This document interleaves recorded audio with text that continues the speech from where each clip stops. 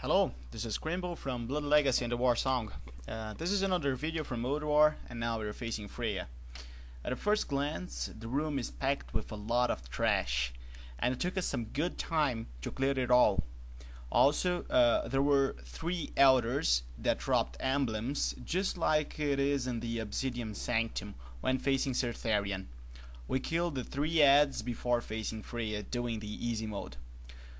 Basically, Freya starts the fight with 150 stacks of the attuned to their nature buff, which increases by 5% the healing received for each stack, so it's a 600% healing bonus.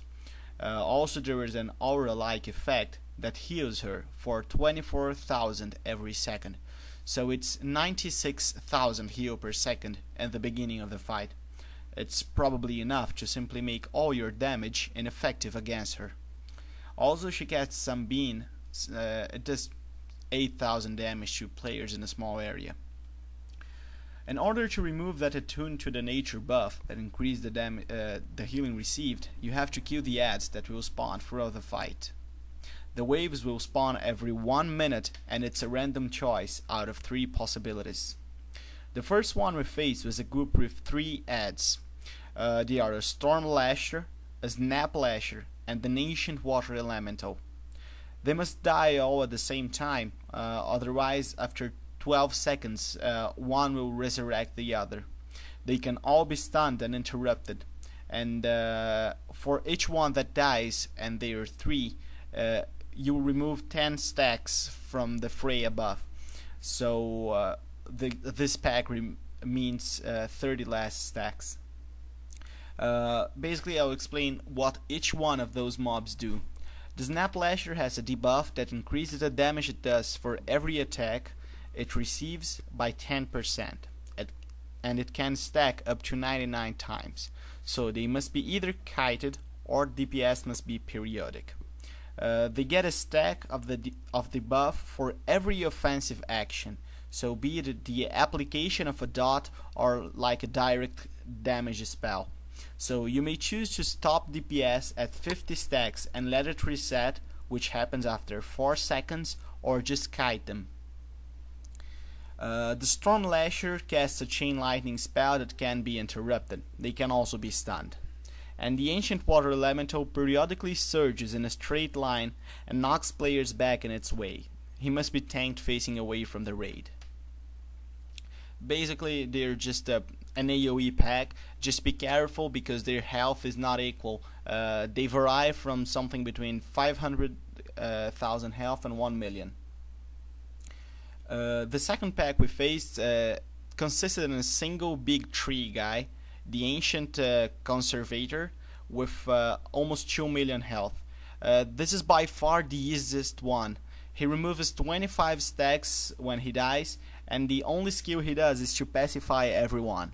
So in order to avoid the pacify debuff, you just stand under the mushrooms, as you can see that I am right now. So if you do not, the mushrooms will spawn, grow, and then fade. So you just have to stay in there until they fade and move to another one. It's a very easy thing. And the third and last kind of pack possible is the Detonating Lasher. As the name says, Detonating Lasher, they explode upon death. They spawn 10 at a time, and each one that dies removes 2 stacks, so the whole group of 10 will remove 20 stacks. Basically, they cannot be tanked because they randomly run from player to player, so we just gather everyone, AoE until they reach about 30% health, and then cast Thunderstorm just to spread them. The whole raid spreads, and people randomly choose and attack them one by one. Stop the AoE and just single target them. Upon death, they do about 8,000 damage. So if you have your raid spread, it will be very easy to avoid this damage. The damage will be very low, and it will be easily healable. And one last thing that happens from time to time is the spawn of a tree. You see it sometimes during the fight. The tree is called Aeonar's Gift. It has only 65k health, and it must be killed. Basically what it does, it spawns and it grows for 10 seconds. After the 10 seconds, if not killed, it will heal every enemy alive be it Freya or another ad, for 60% health. It's a flat 60% health that will be healed. So if you're basically facing the group with 3 ads that have pretty much a good amount of health, you'll probably have another Raven coming, and well, it's most probably a wipe, if not for a very good control. After removing the attuned to Donator buff, it becomes a very simple tank and spank fight, except that you must avoid the explosive green things that spawn on the ground.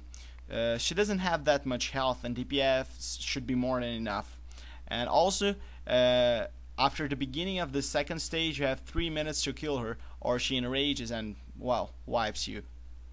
Lastly, the whole fight has got a 10-minute enrage timer, so you gotta hurry up a little bit. As you can see now, we are just avoiding the green explosive things, walking around a little bit. She's got a bit less than 5 million health, so DPS is not really a problem. You have more than enough time. I just said something a bit wrong. It's not exactly 3 minutes since the beginning of this fight. It's because most of the times you will have 3 minutes to deal with her.